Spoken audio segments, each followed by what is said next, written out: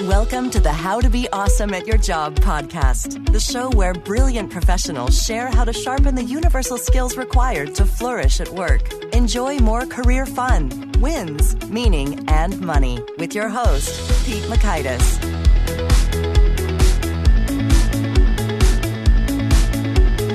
Hello, and thanks so much for joining us here for episode 105 with Bob Kulhan.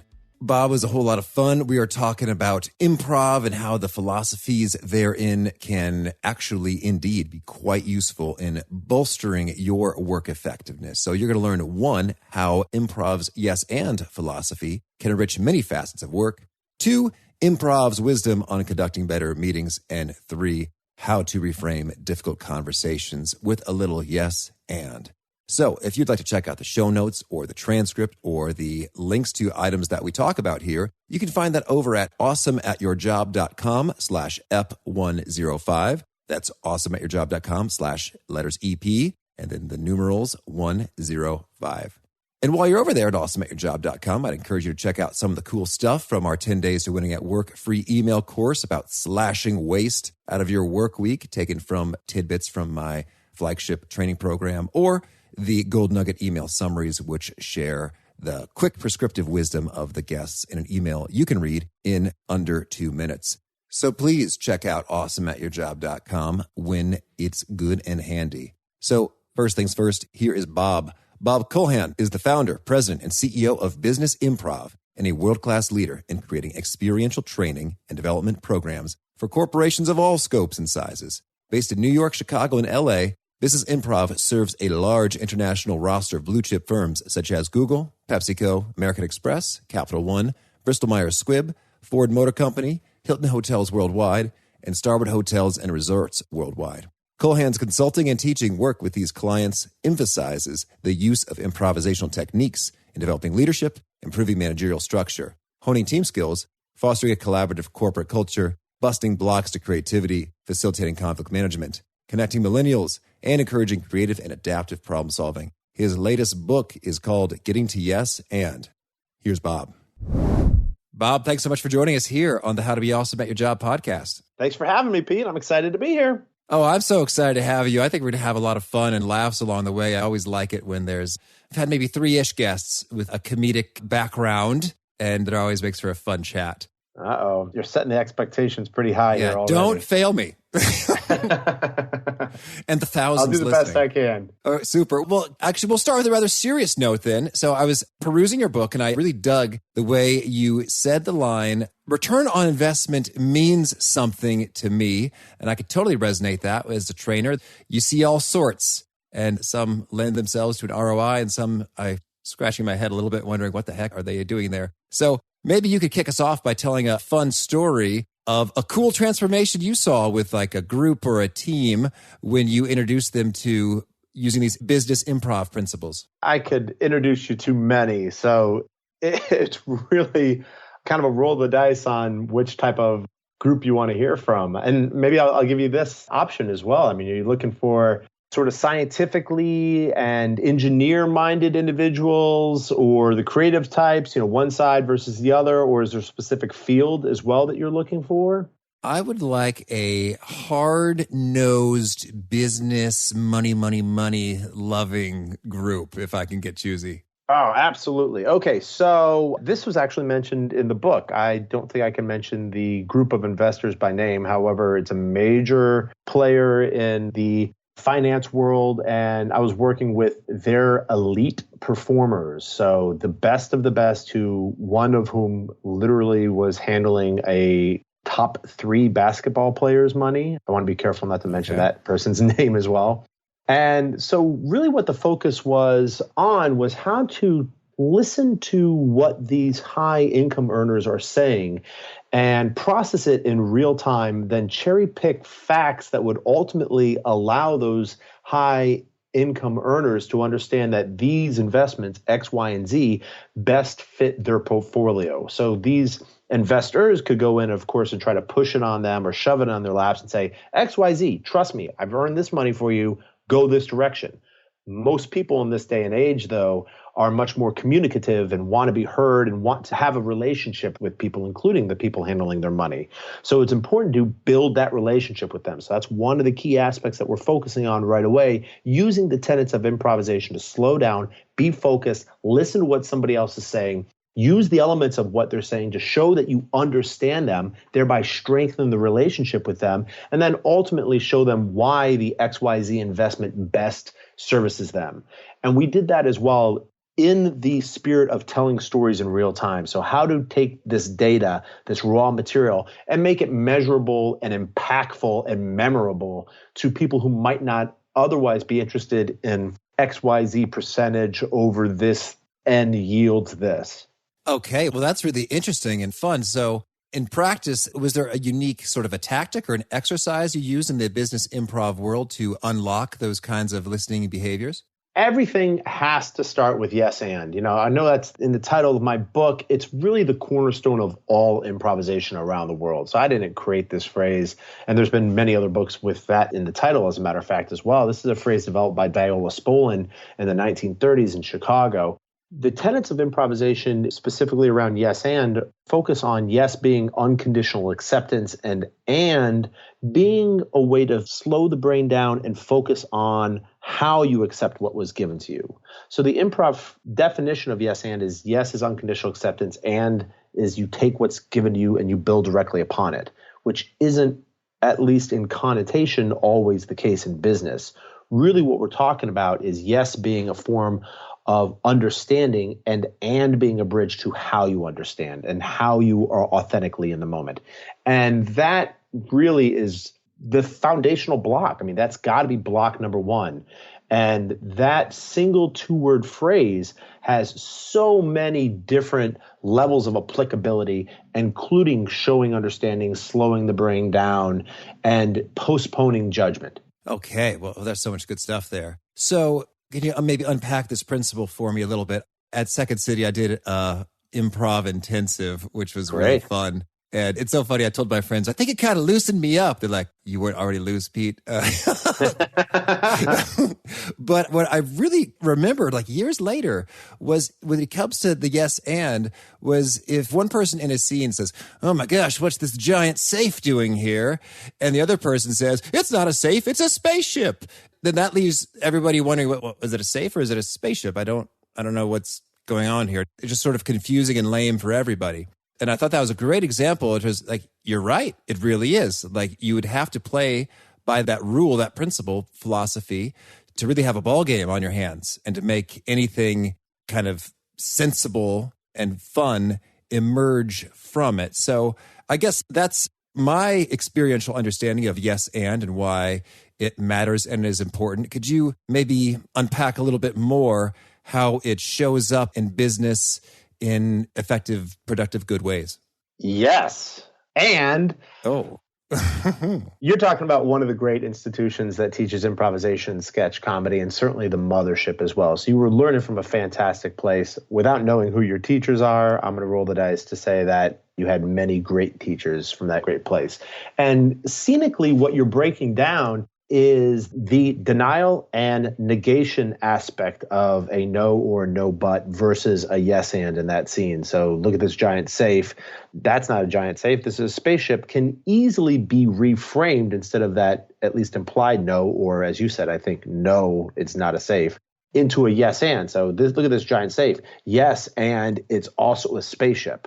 So you can take that framing and instead of negating it and denying it, reframe it as a yes and now it's the best of both worlds, which opens up possibility and potential galore scenically in improvisation. Now you could take what we just talked about there and overlap it to business in a number of different ways.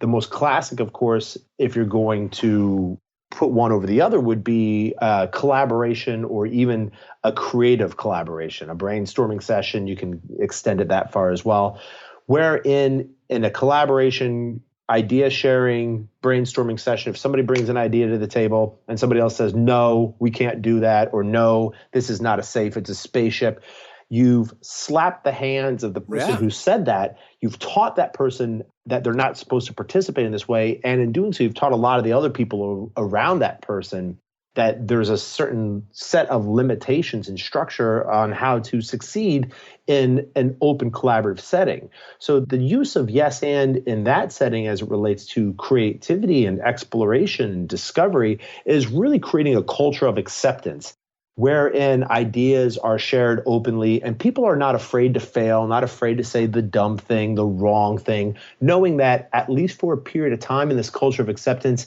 the diversity of perspective and opinion is cherished and we thrive upon it. In fact, we feast upon. And in doing so, the greatness comes out inherently, just like it should actually in an improv scene. Oh, geez, I'm inspired. You talk good. That's probably why clients like you. Well, we just started. That's only one aspect of the two-word phrase. Well, keep it going then.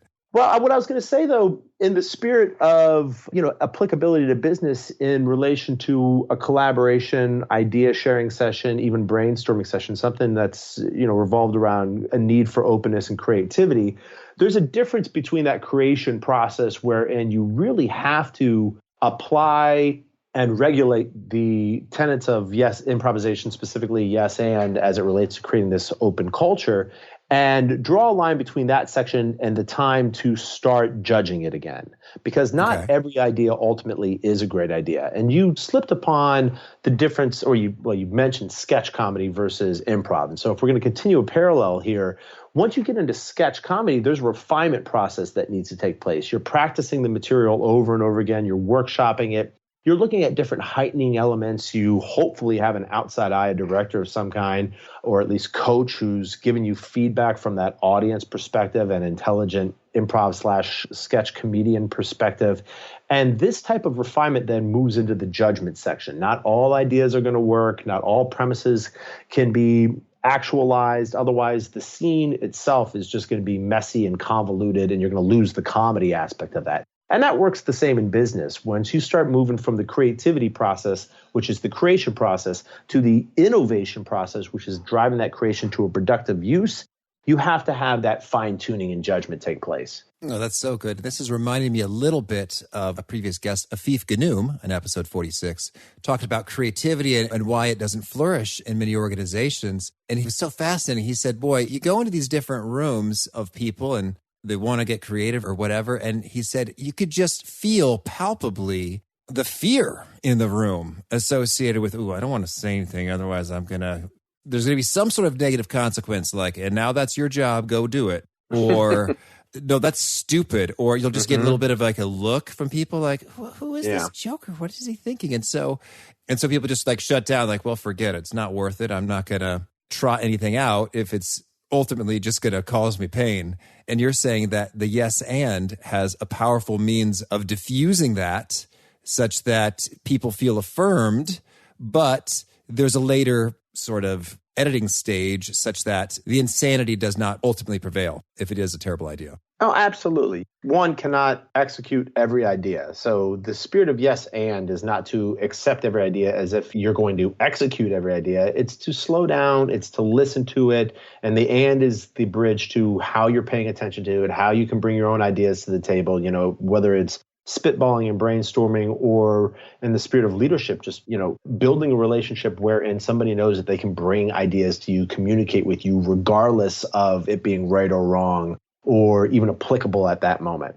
And then the execution of those ideas, that's really where the money hits the road, I guess. I don't know what I'm trying to say with this one. It's where you have to select the ideas and you have to do something about it. The trick, though, as you mentioned, though, is to understand that those barriers like fear that you brought up is a very real and very contagious thing.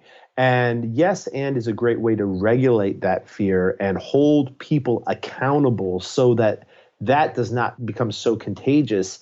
It completely log jams the meeting and keeps people from talking. And then you have to have another meeting to solve the problem that you didn't solve in the first meeting, or a third meeting to solve that problem you didn't solve in the second meeting, which was the problem you should have solved in the first meeting, because it was a culture of fear and judgment as opposed to just saying, let's get all ideas out there, separate this process from the judgment process, and then we'll get into the judgment process. Well, that's great. So you said the word meeting several times. That's a particular thing I want to zero in on. So how do we use the yes and principles that you're sharing in your business improv teachings to run meetings more effectively? Yes. Okay, here we go. So I just want to keep yes anding you. So I just said, oh, Take yes, it away. okay. I'm calling myself out rather. Okay, so to use the tenets of improvisation to help meetings run effectively, really what we need to do is back away from the meeting itself and look at how the meeting is being run. Who's the leader in this meeting and what is the architecture of the meeting? So just like going into, and I love talking with you as somebody who's spent some time in the Chicago improv scene because I'm just going to continue to overlap the two. All right. What you're really talking about now is thoughtfulness on a director's standpoint, if you're the leader of this meeting, right? Or the coach or the teacher inside the classroom, if you're putting up that final show. And you have to be able to understand what that show looks like, what's the running order, at least in some form. You know, it might not come to the table understanding completely as it's ever evolving. Yet if there's no leadership and there's no guidance, then the possibility of that meeting running successfully is challenged, to say the very least. So before even going into the meeting, having some kind of game plan of what you want to cover, your agenda, and time limits to it. What I would also say in the spirit now of going back into the improvisation techniques are energy and attitude are choices. So before an improv performance, and Pete, is it safe to assume you did a few performances in the intensive? Well, it was like 4 days, but yeah, we had an opportunity to sort of shine. Fantastic. What did you do before the performance? Did you guys huddle up, get together, shake a mates, something like that? Well, yeah, we did a little bit of warming up, sure. There you go. Okay, so when I say energy and attitude are choices, I'm talking about getting in the right mental state and the right physical state to go into a meeting to be productive. Now, you can extend that past the leader and say anybody into a meeting. So just like you did before show, taking a minute or two, where are you mentally? Where are you physically? If you're not physically at a place you need to be so that you are mentally on point, how can you get your blood pumping? How can you move around a little bit? And then entering this meeting now, I'm going to go back to yes and with a yes and type of philosophy. You be the person with a good attitude. You be the person holding other people accountable in a fun way so it doesn't turn into an alligator death roll of negativity and we're shooting people down. Encourage the people who are less vocal to speak up more. Take the people who are more vocal and redirect them so that they're not steamrolling other people. Be that great facilitator, whether you are leading from within or leading from on high. And then you've set yourself up for success because you've created a game plan on how to succeed. You're mentally prepared and you are physically ready to go. Okay, that makes a lot of great sense, and I see the carryovers there. So I would love to get tactical for a moment then. When it comes to getting your energy and attitude into a great spot, how in practice do you do that quickly? And sometimes I'm thinking, like, some listeners here, they might be kind of in isolation, a little bit of an island. Like, I can't grab my teammates and say, hey, guys, we're just going to get silly with it a little bit in a room. And, red ball, zip, zap, zoop, whatever, so, so what would you recommend for an individual trying to get in the right energy and attitude place, even if they don't have collaborators who want to play with them? Fantastic. You're hitting it right on the head because anytime you're going to affect something, it has to start with the individual. So as we tipped upon it before, do you know your energy? Do you know your attitude? Let's say now in this scenario, you're finding that you're not sick. You're just not energetic. You're not hungover. There's no external factors influencing the fact that you are a little lethargic and you're mentally unfocused. So What can you do? First, if you can isolate yourself, why not? Including going to the lavatory, the bathroom. Okay. I think the eyes are windows to the soul, and I'm a big gut check type of person that if I'm a little bit off base in any capacity, go to the bathroom, splash some water, just look in my eyes. And I get the opportunity objectively to see what other people are looking at really. And, then I can say, oh, this is really what you're dealing with today and see what I can change about that. More often than not, you can find some isolated space to, let's say, shake a mates. That's what I asked you before. If you did that, shake your right hand 8 times, left hand 8 times, right foot 8 times, left foot 8 times, all the way down to counting down 8 to 7, 7 to 6, all the way down to 1, and really working on speed and just getting your blood pumping. If you can't do that, why not shake your legs a little bit, just bounce a little bit, pace a little bit with a little bit of intent and focus a little faster than you normally would walk through an environment. Do a couple of laps around your workspace. just to get the heart pumping. And also, in the spirit of an athlete, visualize what you're going into. Get mentally focused so that you're not shooting off 20 emails before you enter this meeting. You're focused, you're present, and you're ready to go. And simple things like that. And I would also throw out the idea of, not eating a heavy meal before meetings, eating something a little bit light that kind of keeps you ready to work right there. Now, let's take a scenario, though, that you're sitting at your desk and you really can't move around. You can't make it your way to the toilet. There's no isolated space. You could sit on the edge of your chair, which forces you to do one of two things, really lean all the way forward onto your desk. Or if not, then you're sitting really straight up. So focus on sitting straight up, bounce your feet a little bit, just get the blood pumping. Because if the blood's pumping, the heart's moving. If the heart's moving, then the oxygen inside the blood is reaching the places it needs to reach. And that's what we're talking about here. How do you oxygenate the brain? Okay, that's great. So now I'm curious then, are you doing any special breathing as you're doing these movements or sittings? I think you should always breathe, right? I'm in favor. Yeah. I don't know if there's like in 4 counts, out 6 counts. I don't know if there's any special, style or protocol, or you just... My wife had a natural birth with both her children. I'm sure she could just through that if needed.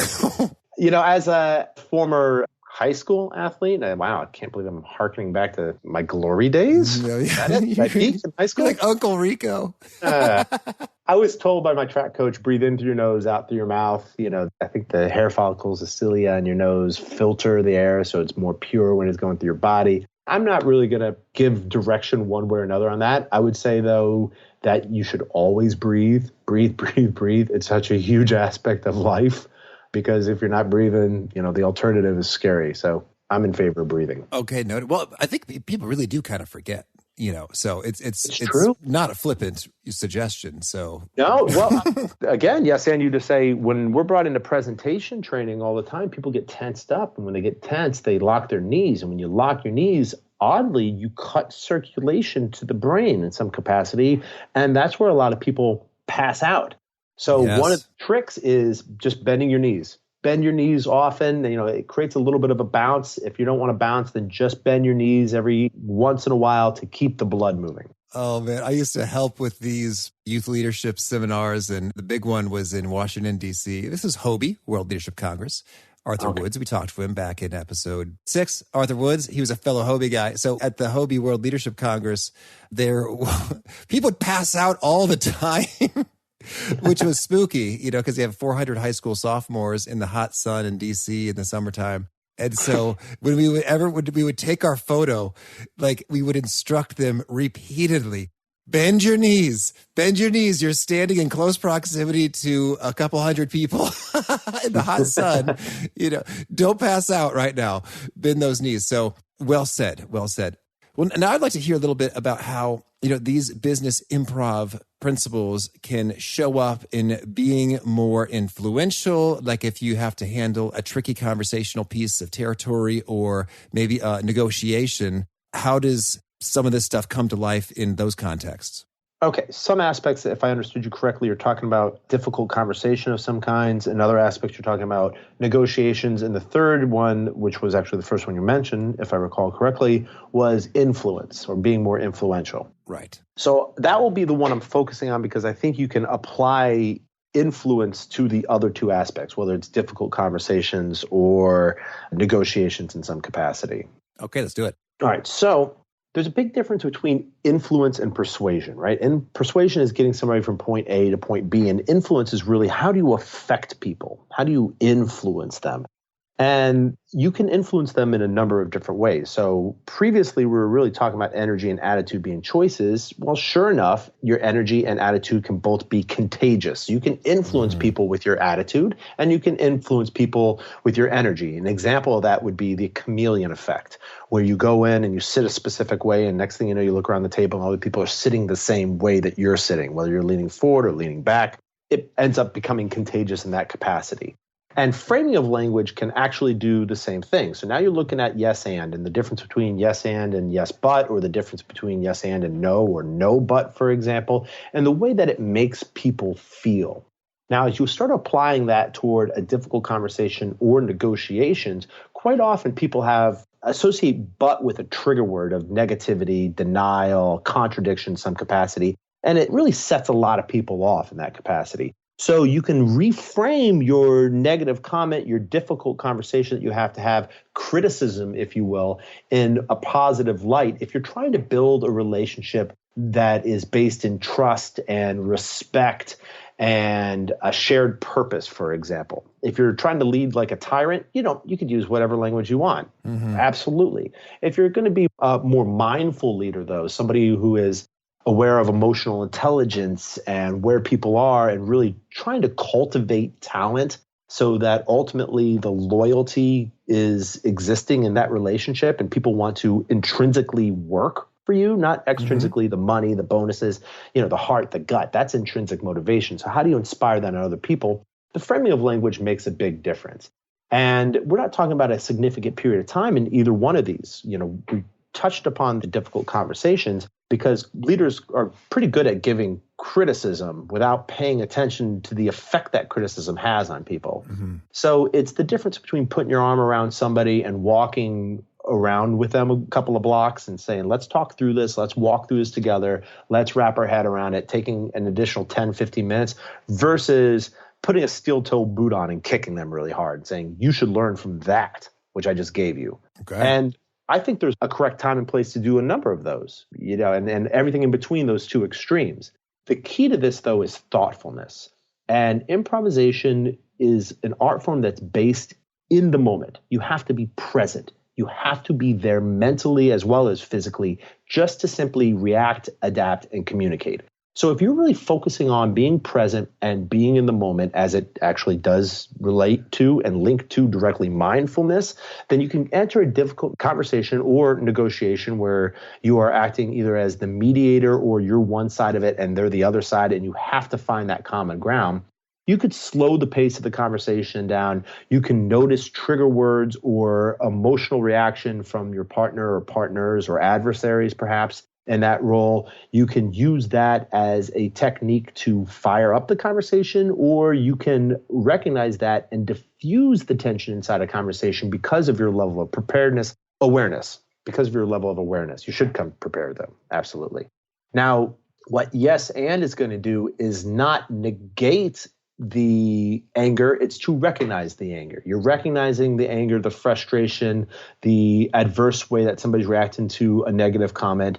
And now here's the and part, you're doing something about it. You're putting yourself in the position to be thoughtful, to be mindful, to be influential as a leader. And a leader does not necessarily mean rank in your company. You could have a low rank and still be a leader. Okay, thank you. So now that's some great principles at work there. Could you maybe give us an example of a situation and maybe even some explicit verbiage? Not that it has to be profane, but rather it's just spelled out the actual words people are saying about just one of those conversations unfolding in real time and how it could go down. I can give you a difficult conversation that turned into a yes and scenario and a huge learning opportunity for me. Let's take it. Okay. Right out of the gates, early on my career at the Duke University Fuqua School of Business, I'm an adjunct professor there and created an exec ed program. It was a 4-day program, 3 hours a day, 4 days in a row. Day one, all about postponing judgment. Shedding inhibitions and postponing judgment. That was the theme. That was the focus. And this was the first time I was working with high-ranking people, VP status people. And at the end of the first day, they went up to the dean, and it turned out to be a vocal minority, yet they were very vocal, and the dean didn't know it was a minority at that time. He thought it was these people were representing the entire class, said they don't want to work with me anymore. So I got fired. Oh, they did not postpone their judgment. One-day judgment. Yeah. There's an irony that 1/4 of the way through the program, they decided there was nothing left to learn. Wow. So the dean comes to me the next morning before the class. It was an afternoon class, and I end up having like an 8 o'clock in the morning meeting with the dean of exec ed, and he tells me what happens. So that's the yes part. And the and part is him saying, look, I'm going to honor your contract with us. You're not going to be in front of these students. You're not going to be in the classroom. What I want you to do is take the rest of your time here at Fuqua, and I want you to redesign the program. I believe in you. I believe in this. And this is an investment in you. So make it work. So I spent the next 3 days gutting the program with my co-facilitator at that time and putting it back together again in a way that makes sense to business people so that there's a great understanding of what improvisation is and how it actually supports and serves needs inside the business community. At the end of the 4-day commitment, the third day now with this homework assignment, the dean of exec ed comes back. We meet with him. He asks, "What did you do? Show it to me." So we walked him through it from top to bottom, inside and out, answering a lot of difficult questions now in the spirit of yes and, some of which we were prepared for because of the way that we put this program together. Others we weren't prepared for. So still having to answer those difficult, unexpected questions with the stakes of, what's going to happen with my relationship there.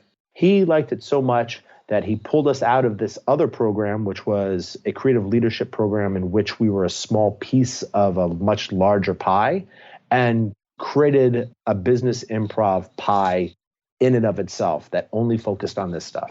Very good. Okay, so the cool demonstration there was on the part of the dean in terms of he's not just like, "What are you doing? This is garbage. Get out of here." But he's like, yes, there were some substantial complaints, and we have an opportunity to integrate those such that we make a superior offering. Absolutely. And the icing on that cake is several people from that 4-day program from which I was released ended up taking the 3-day program that I co-created and rated that as a much more effective creativity program than the other program.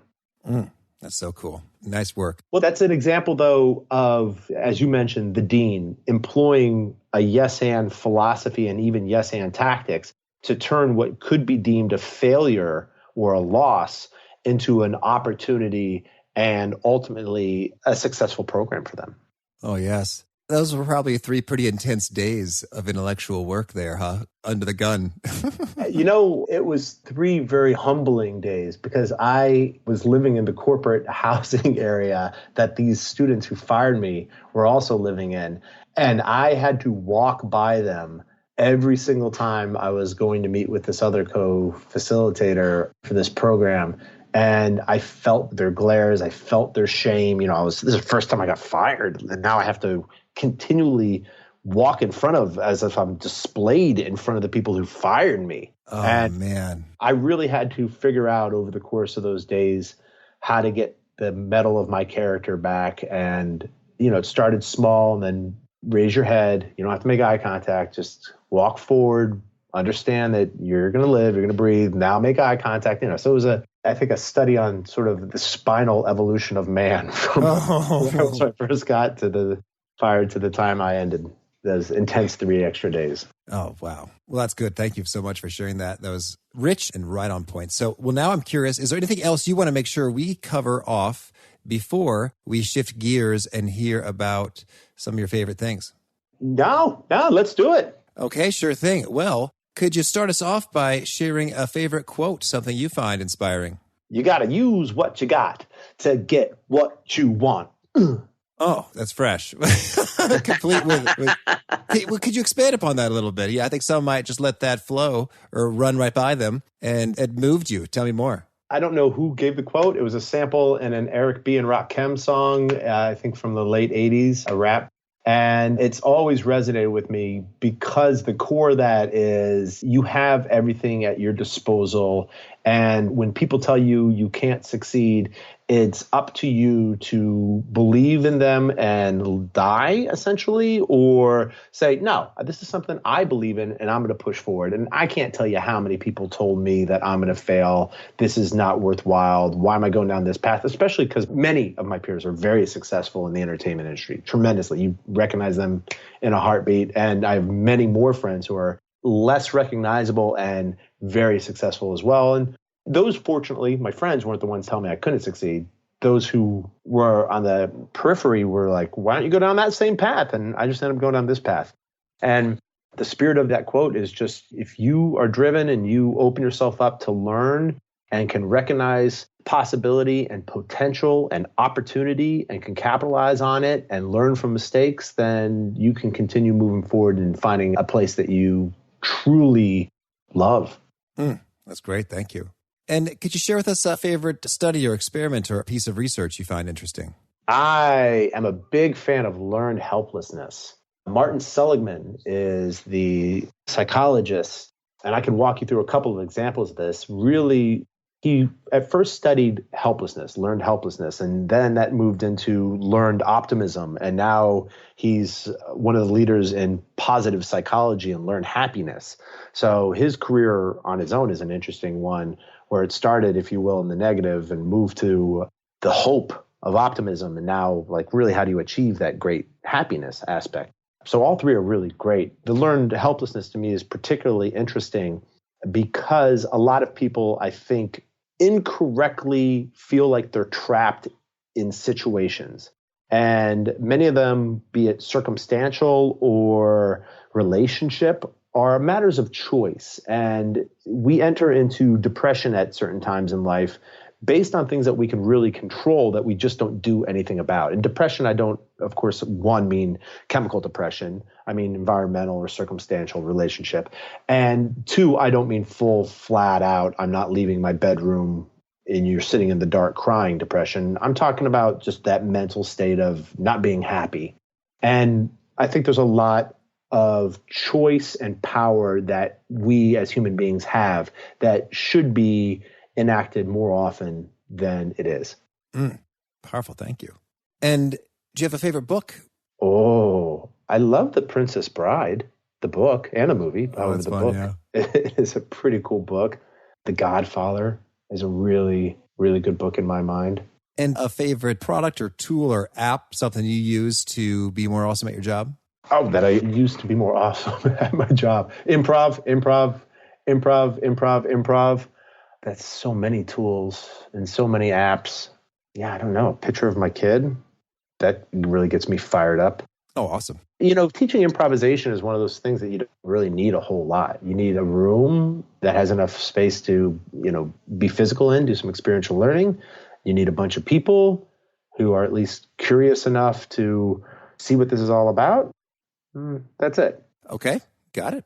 And how about a favorite habit, a personal practice of yours that's boosted your effectiveness? Being physical. Being physical really does boost my effectiveness. When I can get into, I call it fighting shape, which is not like it used to be, whereas I was svelte. It's more like, okay, I'm physically active. I can run a little bit. I got endurance. And that time, whether it's in the gym or on a bike or something like that, or even I studied Brazilian Jiu-Jitsu for a few years, rolling around on the mat. It's a great way to just wash everything else away and refocus. And that's actually, like being on stage as well. You have to be present. You have to be there. The difference between that and like being in the gym is like you can visualize and strategize and think and brainstorm when you're on a treadmill or on a bike versus when you're rolling around in jiu-jitsu, that's much more like an improv scene. If you're not present in that, you're going to get hurt or hurt somebody. Mm-hmm. That shouldn't be like an improv scene, though. Understood. Okay. And would you say there's a particular piece from your teaching, your training that really seems to resonate and get people kind of nodding their heads and saying, oh, yes, this guy is brilliant? Any Bob originals that really seem to be hitting the mark? You mean like quotes? Yeah. There's more than one way to hit a piñata. Oh, okay. Seems to resonate with a lot of people, especially when it comes to creativity and collaboration. Leadership, the quote I have is, I'm all for grassroots efforts. They're very real. However, grass will not grow if somebody's standing on it. So where are you standing? Oh, good. Thank you. And what would you say is the best way for folks to contact you if folks want to learn more or touch base? Contact Business Improv. That's my company. Or you can go to @Kulhan, my last name, on Twitter. Buy the book, Getting to Yes And. Releasing shortly. Coming out very soon. Yeah, January 24th, Stanford University Press. Getting to Yes And. Very cool. And would you say you have a final challenge or call to action you'd like to issue those seeking to be more awesome at their jobs? Yes. Try. Just simply try. Create places in which you can fail a little bit, experiment, learn, grow, evolve as leaders. Create that area and that opportunity that you can do it for yourself and figure out how you can do it for one or two other people around you when the time is right. Fantastic. Thank you. Well, Bob, this has been such a treat. I wish you tons of luck with the book launch and all that you're up to. This has been a blast and keep on trucking. Yeah, woo woo. The pleasure's mine. I appreciate it. It's great chatting with you. I really like that idea associated with getting in the groove and the zone with some blood flowing, some water on the face, a look in the eyes in the mirror can get you in a totally different headspace for better results. So a handy reminder for me and hopefully for you too. Once more, if you want to check out the show notes or the transcripts or the links to stuff that we've mentioned here, you can find that over at awesomeatyourjob.com/ep105. And I do encourage you, if you have not already, please push the subscribe button so you won't miss folks like our next guest, Artie Jordan. We got another 2U executive here talking about the importance and how to develop the soft skills. And he's coming from an IT background. So stereotype shattered. IT guy with great soft skills and encouraging that within his team. So hope to catch you then. Peace. Thanks for joining us for today's episode. To get the most out of this conversation, visit awesomeatyourjob.com to find today's show notes, transcript, and infographic summary cheat sheet. For more entertaining professional skill sharpening, be sure to subscribe to catch the next episode of How to Be Awesome at Your Job.